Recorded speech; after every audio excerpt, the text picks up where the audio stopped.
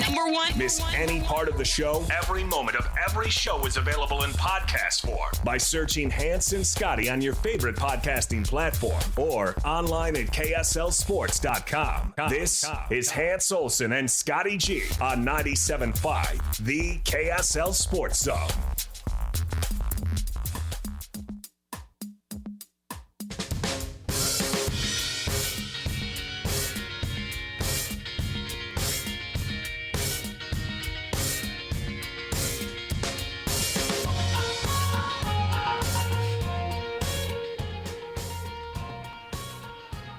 Hans Olsen, Scott Gerard, 97.5, the KSL Sports Zone. Kicking off your 2 o'clock hour. Hope you're all having a great Tuesday. NBA Conference Finals are set. To help break it down, contributor to Sports Rack, also front office show, Keith Smith, one of the better NBA analysts out there, kind enough to join us. Keith, how you doing, man? Hey, Keith. I'm doing well. Thank you for having me. Hello, Keith. All right, always good to catch up with you. All right, so the Denver era is done. They, or at least this year, after the defending champs go down. I really thought, Minnesota was done after Denver reeled off 3 in a row. Just how impressed are you with what the Minnesota Timberwolves were able to do, especially in that Game 7? Yeah, going and winning a Game 7 on the road against the champions in their own building is that's incredible stuff.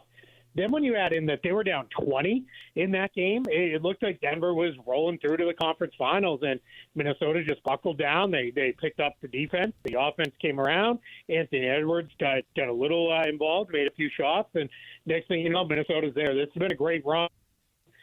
And this is something I think other teams can kind of look to. I hesitate to use the term blueprints because I think that gets overused. But you can look to, hey, if you build and then you add and then you go make the big trade, you can put yourself in a position to really do something special if you hit on the right mix. Where do you sit on the Rudy Gobert storyline? Because Draymond Green has just punished him on a very big platform, and others have punished him on their platforms, and then you've got some that praise him. Where do you stand in regards to Rudy Gobert and his contributions to this team's success? Yeah, I hate that it's become like we have to pick a battleground line here of, either we love him or we think he stinks and he shouldn't even be playing the sport of basketball. Like, it's just gotten so absurd and silly to me. I go back to people say, the people who are his detractors say all the time, he gets played off the floor. I remember that happening once against the Warriors at the peak of their powers, which, guess what? So did every other center in the league against that particular Warriors team. Like, there was no one was safe against those guys. That's how good they were. But every other year, yeah, maybe they put him in difficult spots. There's been tricky places for him matchup-wise. But when you hit on a place like Minnesota where they're committed to, we're going to play you. We're going to build a defensive scheme that works around what you can do. We're going to put you in places to succeed. You have coaches that are smart enough to figure out how to put it all together. I think Rudy Gobert is a very good player, and I don't understand the extreme desire to tear him down as a player. I think it'd be a lot better off if we all admit, yeah, there are faults, and there are matchups where it's not perfect for him, but more often than not, he's going to be a really successful, productive player. So Minnesota now takes on Dallas, and they've got all the momentum in the world. They're playing really, really well. It feels like we got a good shot at seeing Minnesota play for an NBA title. Where are you at on how this series could work out? Yeah, I've been asked a lot in the last couple of days on, what my pick is. And I'm picking Wolves in 7, which is kind of my way of saying, like, it could really go either way. I'm just going to pick the home team to get it done in 7 here. But I think Dallas is going to be tough with Luka Doncic, Kyrie Irving, and the way their role players stepped up in the first couple rounds. That has them playing pretty good basketball. And I think the difference is going to be they have not seen a team nearly as physical as what Minnesota has been. The Mavericks have been kind of the bullies on the block in the first couple of rounds, and now they're going up against a team that's just bigger and more physical than they are.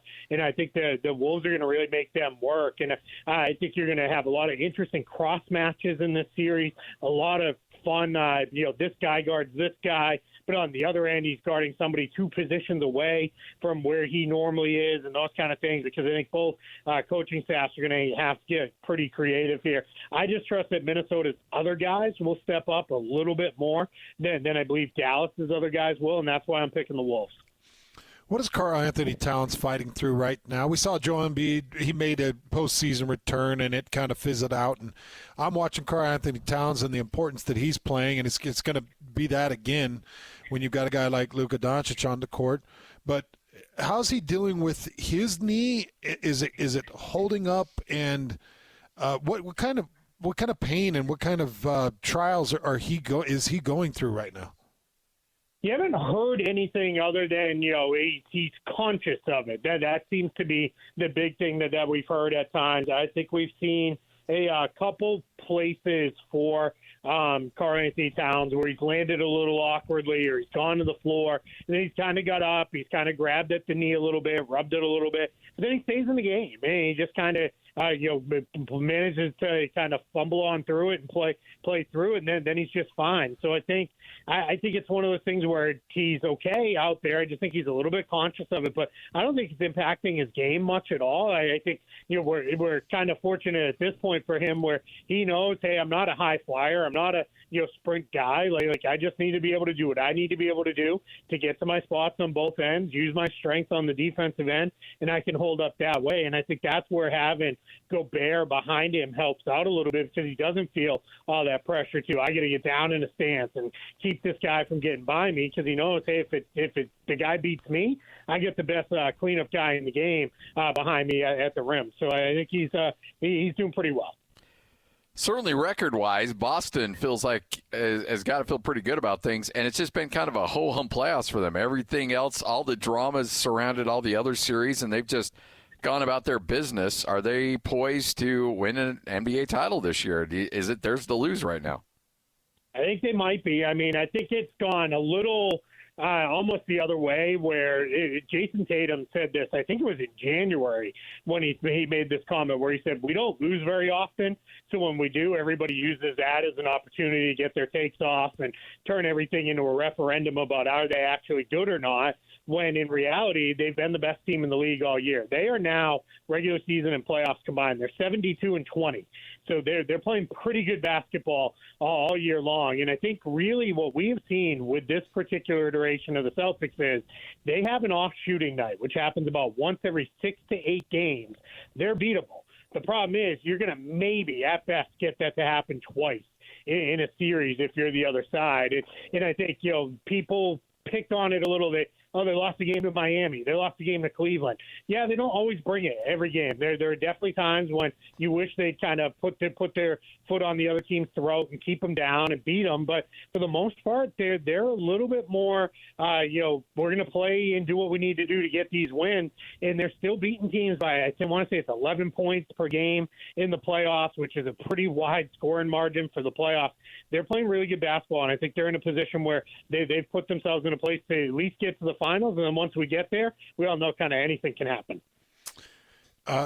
Sorry to backtrack a little bit, but I wanted to ask you about Chris Finch, because I just don't know a ton about him. He's in essentially his first I know he's been an associate head coach, but he's really in his first head coaching role and in the NBA. And I was listening to Anthony Edwards praise his level ability, just how he handles the team and each player.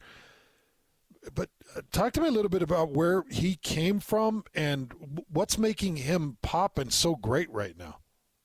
He's a long-time assistant. He's a guy who's been around for a long time, and he kind of, oddly enough, beating Denver. He was an assistant with the Nuggets for a while. And one of the places where I think he really kind of came on everyone's radar of, all right, this guy is pretty solid, and he knows what he's doing, was when he was with the New Orleans Pelicans, and they went out and acquired DeMarcus Cousins to be alongside Anthony Davis. And one of the things that was said at that time was, part of why they felt comfortable doing that was Chris Finch had an idea for the way to play the two bigs together. And then that obviously is now resurfaced in Minnesota a couple stops later because he went to Toronto. But it is rare that you see a team when they have a head coach opening go hire an assistant coach in season.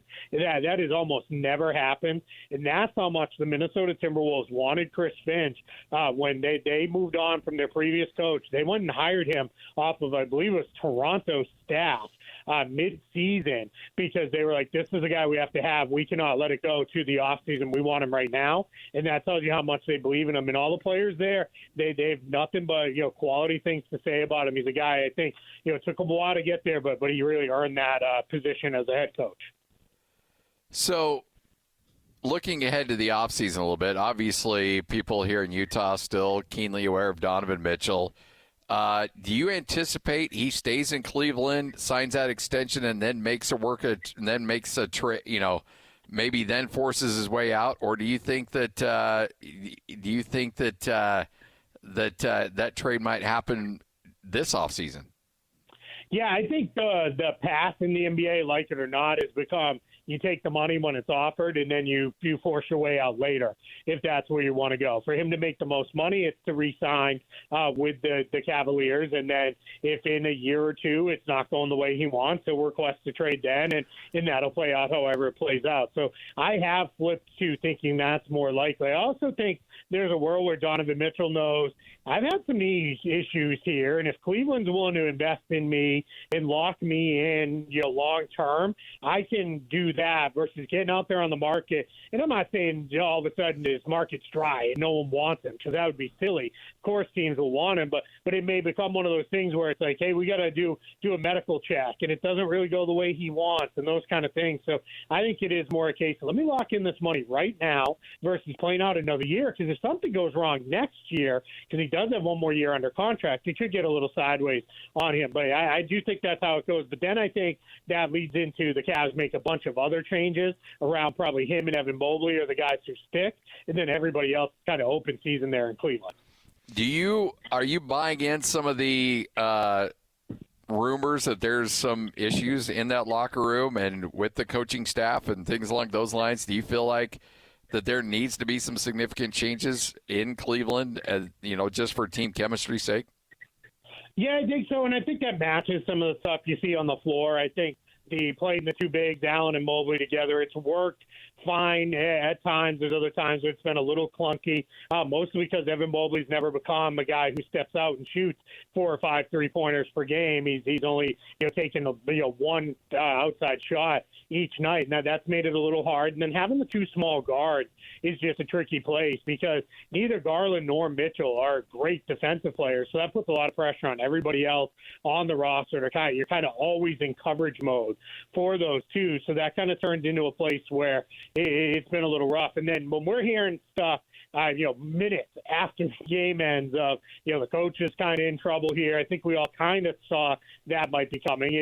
The old phrase is, right, you can't fire all the players, so you fire the coach. So I think that's probably going to come down the pipe. And then you get to a spot with Darius Garland, where it was in that same report was, Darius Garland he doesn't want to be there if Donovan Mitchell extends. And I don't know if that's a personal thing or a idea of, hey, we're just not going to be as good, with the two of us. I want my own team, or I'm kind of the on-ball guy and can run things a little bit. I don't know what the story is there, but I do think we're going to see major changes coming for the Cavs. So, Keith, we are just directly in the struggle here in Utah. I can't even tell you, the struggle just feels so real with this Jazz team over the last couple seasons. And the Jazz are full of assets. Obviously, we don't even need to go into it. We just know that they've got a war chest.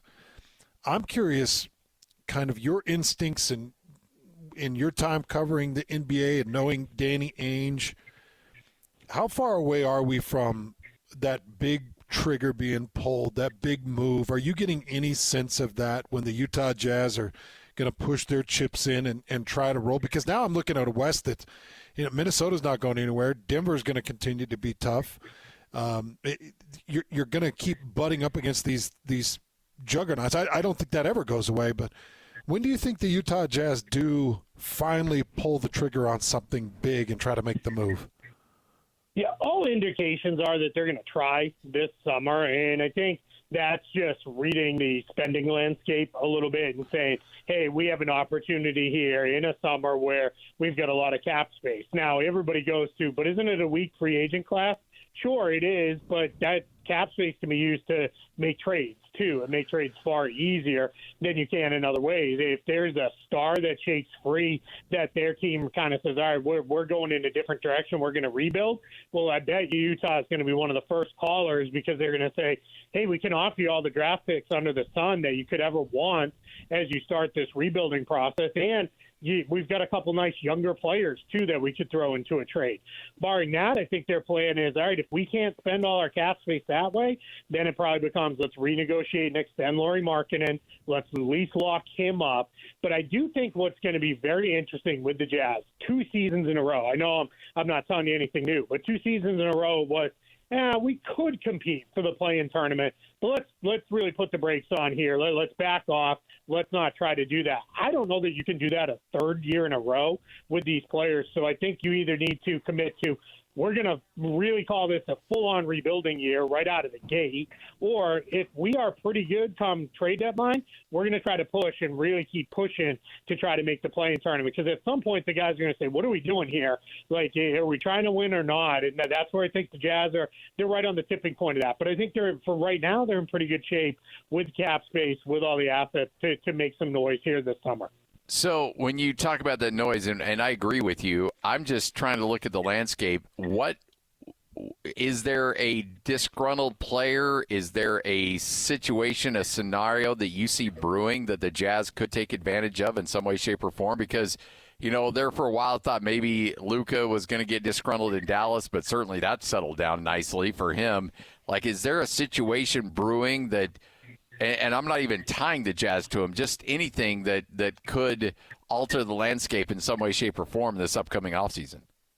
Yeah, in free agency, I've been saying this every day that Paul George doesn't sign an extension with the Clippers makes it a little more likely he could actually leave this summer. And that becomes an interesting play for the Jazz. Danny Ainge has liked Paul George for years, going back to when he ran the Celtics. We know he tried to acquire him a couple different times and couldn't quite get there. So that would be one where he may be able to say, hey, I can maneuver us to have enough space, and now I don't have to go trade for you. I can just straight up sign you. And for Paul George, he may look around and be like, all right, I'm a West Coast guy, but Utah's not that far away. It's a pretty short flight for me to get back home if I need to see the folks and do those kind of things.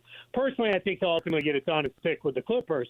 Then we look at a team like New Orleans, and it's not necessarily disgruntled, but they've got decisions to make. That roster is in a place where they're about to get super expensive, especially if they re-sign Brandon Ingram. And he's a guy that I think is going to be pretty readily available this summer. And he's somebody that I think could really help the Jazz and quite a bit if they wanted to go that way to get in a big-time wing scorer. And again, they because of the cap space, they could offer New Orleans, hey, if you want just a couple young guys coming your way, really rebalance your cap sheet a little bit and a draft pick or two, maybe we can get something done for Brandon Ingram. And I think that's the kind of player I'd be looking at, because right now, here at towards the end of May, we don't necessarily know who's going to pop up as, whoa, this guy kind of came out of nowhere and now wants to trade. Last year, we kind of thought Damian Lillard might get there, and then it finally did happen. And one thing I definitely know is we're going to have somebody. That's just, my history in the NBA tells me someone is going to pop up here in the next month or so leading into free agency where it's all of a sudden this player is available and we didn't expect. And Danny Ainge's long-held belief has been you just need to be in position to be in the conversation when that player pops up available. You need to put yourself in a spot where you can make a real offer, and he's absolutely got the Jazz in that position. Keith, appreciate your time. Thanks for joining us. Look forward to catching up with you again here soon. I appreciate it. Thank you for having me. Keith Smith, contributor to Sports Rack, front office show, kind enough to hang out with us right here on 97.5, the KSL Sports Zone. All right, Melissa's with us once again. We're live here at Sound Sleep Medical, free sleep screening, free sleep consultation. To the first 50 people who call and schedule an appointment, all you have to do is call 801-285-9731. I think people probably know they have sleep apnea, but they haven't got it actually officially diagnosed, and you can do that for free right now. Yeah, and let's talk about just how easy it is. You'll swing by our office and pick up a little kit of equipment and use it for one night at home in your own bed. What it consists of is a strap around your chest with a little monitor on your sternum, a pulse oximeter on your finger, and then a little cannula for your nose to measure breathing. And it's just those 3 pieces for one night, and we're going to get all sorts of data on you, like heart rate, do you stop breathing, how long does it last, we'll look at your oxygen. It's really important information. So if you've never done it, this is your chance. It's at home, it's free, and there's no obligation. You know, I've watched Scotty and Lloyd go through this with that appliance, and Scotty's had some different dental work, and I think Lloyd's had to have some adjustments. But because of your customization, you guys are able to make any of those adjustments. I want people to understand that it is such a custom fit directly to your mouth that if you do have some issues, you might need an adjustment. And you guys have offices that are convenient that can do that for them. Yep, it's 100% custom. We have 3D scanners. We'll make essentially a 3D image of your mouth, of your teeth. It's going to be the perfect size, perfect fit for you. So if you've tried anything out there online to try to get your snoring down, this is no comparison. We call those boil and bites. They're not comfortable. They risk things like shifting your teeth and causing jaw issues. This is a real medical device that's probably covered by your health insurance. Well, yeah, and that's the other thing, too. If you go the cheap route, you're going to probably do more damage than good. Yeah, I've seen it happen time and time again. So 801-285-9731. This is not a CPAP machine, folks. This is an oral appliance like a mouth guard, as Melissa said. And you warranty. It's professionally fit. It's covered by most medical insurances. We want you to call 801-285-9731. You're going to get the screening and the consultation for free, and also enter to win a great gift basket, too. Right. We'll put you in the drawing for our Better Sleep gift basket, which includes a Minky blanket, purple pillow, and $50 Amazon gift card. 801-285-9731. Call that number right now, 801-285-9731. Coming up next, we'll spin the wheel. Little Sports Roulette coming up next. This is DJ and PK. Riley Jensen sitting in for DJ. Utah went 0 for 2 on Corner Canyon quarterbacks. Are they going to go 1 for 3? Obviously, they gave Isaac Wilson plenty of love. You think he will start at the University of Utah? I do. That's good to hear. You're acting like this is a big stretch, like I've just called the shot.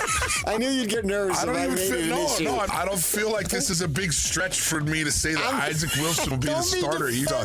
Now. I can't believe I'm defending the fact that he'll be the starter. Why? I didn't say anything to put you on the defensive. Jeez. Yeah, you did. You kind of made it sound like I was Babe Ruth, pointing out over the left field fence. So you said he'll be the best quarterback in Utah history. We got to go to break. We'll get to it next right here. 97.5 KSL Sports Zone.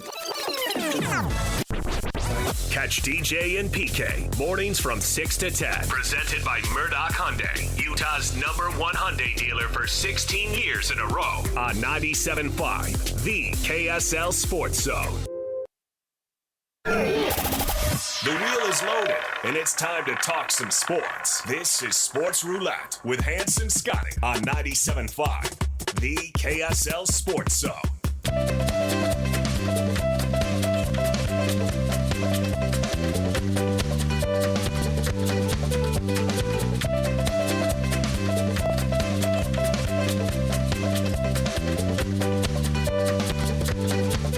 Hans Olsen, Scott Gerard, 97.5, the KSL Sports Zone. Hey, remember, fight fans, the Professional Fighters League is making its debut in Salt Lake City, June 21st at the Huntsman Center. Jaw-dropping knockouts to lightning submissions. Every fight promises to be an adrenaline-fueled spectacle. They'll sell you the whole chair. You'll just need the edge. Tickets on sale now at Ticketmaster.com. All right, time for Sports Roulette. We take the best storylines of the day. We put it on a roulette wheel. We spin it. Wherever that little ball lands is what we end up talking about. So with that, Lloyd, if you would be so kind, and if you can find it in your busy day, go ahead and spin that wheel. Or not. The Big 12 settles. Well, we just had a long conversation about the House versus NCAA, and a really good conversation. If you're really interested in where college sports is headed, you can go catch that whole thing. But it was just made official. Big 12 presidents and chancellors voted virtually today to unanimously approve, with departing members Texas and Oklahoma abstaining, the 12 continuing members from this year's conference all voted to pass. And if you don't know what the NCAA versus the House is, this is a bill that will put $2.7 billion in a purse to pay off athletes that played from 2016 to 2022. And it will also pass to now pay future players. Yes. So this is a very big deal. And Brett Yormark, being the aggressive personality he is, Scotty, is the first to enter the official vote to pass. Well, and look, this is a painful proposition for a lot of schools, for every school, honestly, in terms of what they're going to have to pay out to these former players. However, the upside to this, and even Tom Wistersill, the commissioner of the Big Sky Conference, is like, this is a good thing in terms of putting together the future. In terms of the future, this is good because it feels like it's at least we're going down a path of trying to find some kind of resolution to figuring out this weird world we're living in right now. But in terms of the past, it's a pain in the butt for a lot of people. And if you missed that conversation, as you mentioned, you need to go back and listen to it. We'll have it up in podcasting form, where there's a lot of these conferences like the Big Sky that gets no benefit whatsoever, but they're going to have to pay the bill for it and pay a lot of money. Like Weber State's going to be paying $300,000 a year for the next 10 years. They're going to be paying $3 million, and they're going to receive not any kind of benefit from this whatsoever. And they never received any benefit, but yet they're going to have to pay into it. That's all the Big Sky schools, right? That's all FCS schools. All FCS schools, $300K. Now, I don't know what, and there's going to be a sliding scale to some extent. Obviously, your Power 5 schools are going to be paying a lot more. Your G5 schools are probably paying a little bit more, but the fact is Weber State has never, or Southern Utah, they've never received any benefit of any kind in terms of name, image, likeness, but yet they're forced to pay into this fund. So my issue with the vote to pass, once these schools vote to pass and advance, it cuts off any further conversation of back litigation. Like, it's done. Well, what they're hoping to that's do. what they hope, but that's not for sure. No, but that's what they're hoping to do through this. And I can understand why, because I'm looking at this now like, wait a second, you're paying guys all the way back to 2016? Well, where does it stop? Because my generation, we played our butts off. Why don't you put together a lawsuit? My uncle's generation, they played their butts off. Yeah. Their names were worth something. Well, I don't understand why I don't get a piece of that pie. If you're giving players from 2016 a piece of the pie, and then we deserve a piece of the pie. Like, where does it stop? I agree completely. And that's the hope is from the NCAA and conference commissioners and school presidents and everybody else that this will put a halt and stop future litigation. And it won't. Guess what? There's always a lawyer out there that's going to be saying, no, let's go get ours. If anything, it opens the door for more. Yeah. Now I'm looking at like, well, how much are those guys getting of the $2.7 billion? That's a big chunk of money. And I know that there's a lot of college athletes that they're going to have to pay up, but that's a big chunk of money. Even if that's $10,000 to a person, that's worth signing up for a class action lawsuit.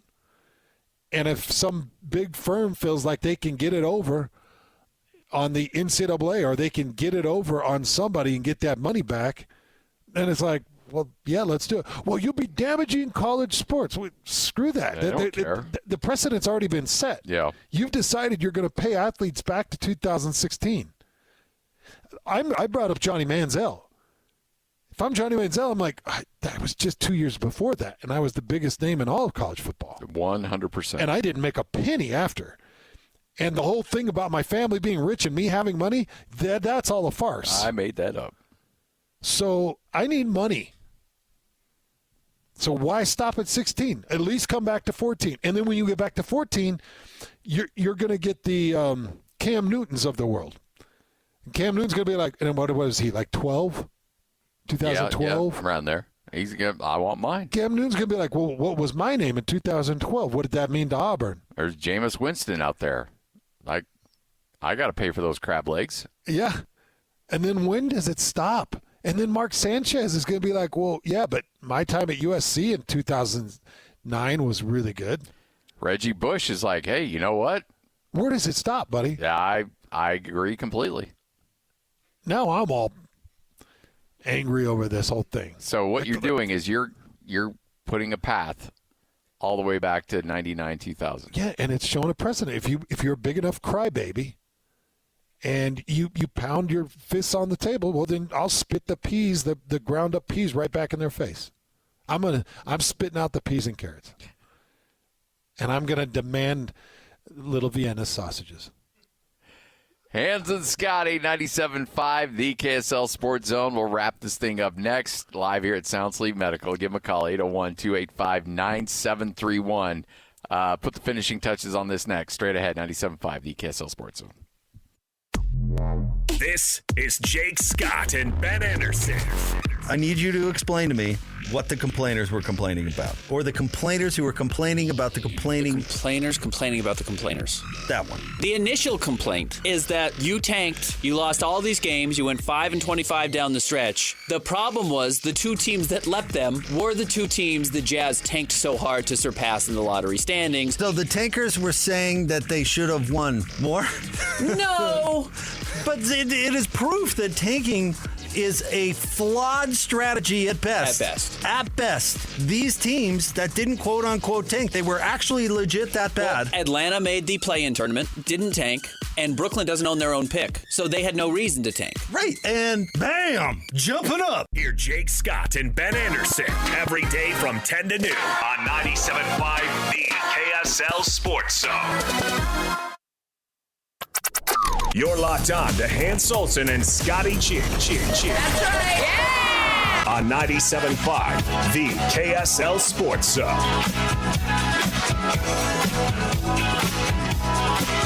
Standing here beside you, want so much to give you this love in my heart that I'm feeling for you. Let 'em see we're crazy. Well, we get game one of the Eastern Conference Finals tipping off tonight. That's a 6 o'clock tip. That'll be on ESPN, and you can watch the quick undoing of the Indiana Pacers. I hate to be such a doom and gloom on this, but I don't think it's going to be a good series. I think Vegas could probably be some indicator right out of the gates, making the Boston Celtics a 10.5-point favorite. I don't think that's a good sign.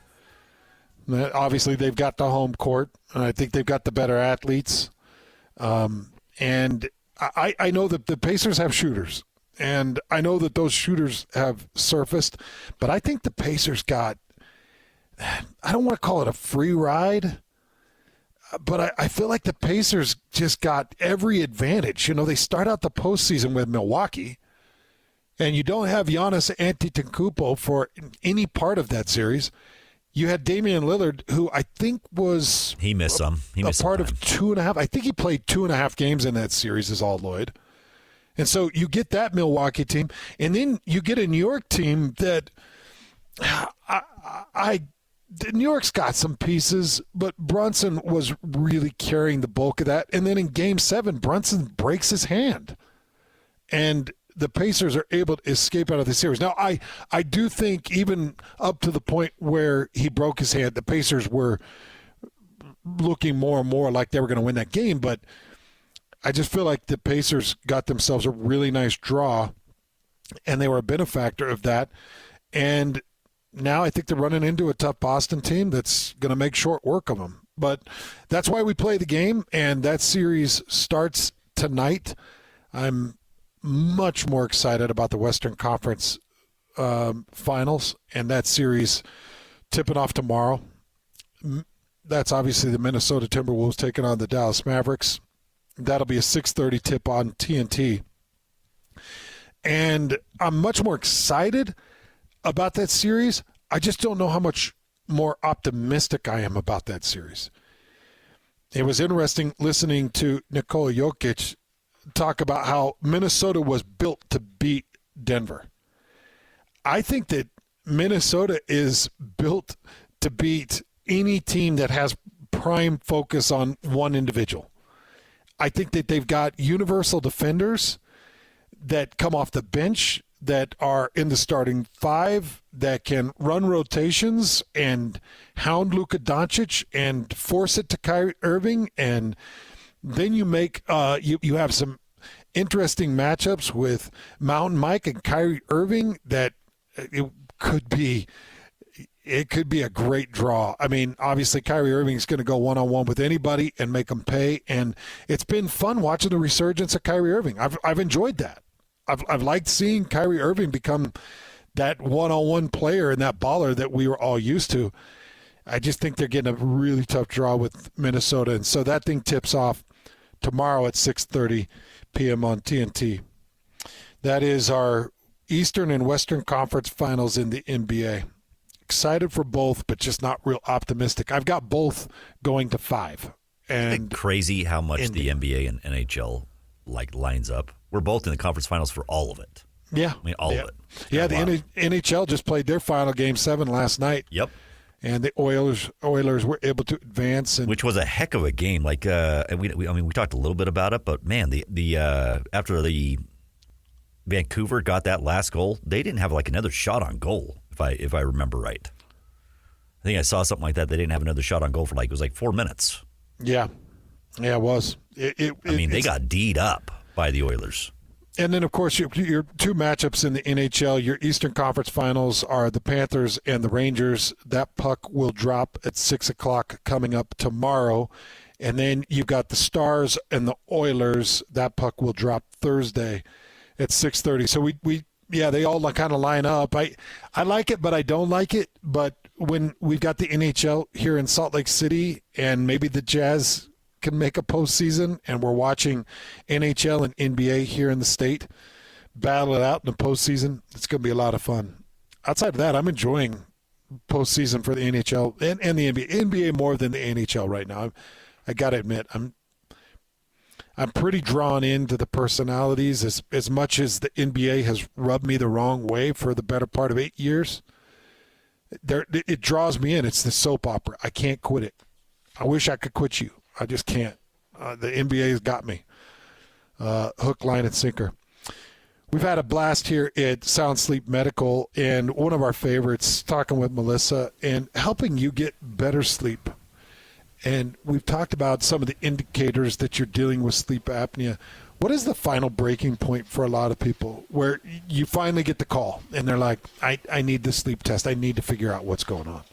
There's a lot of snoring going on out there. Partners are getting frustrated, but there's a lot of people that are just tired all day long, and they're tired of being tired. It's a hard way to live your life, and frankly, you don't have to. Just fix your sleep apnea for multiple reasons, but it will make you feel better now, but also help you stay healthier in the future. It's really important, and you will feel better now. Absolutely. We were talking about all the things that are attached to lack of sleep. You've got weight gain that comes with lack of sleep. I know that that can affect your diet, that can affect diabetes, that can affect all kinds of things. You've talked about the relationship end of it.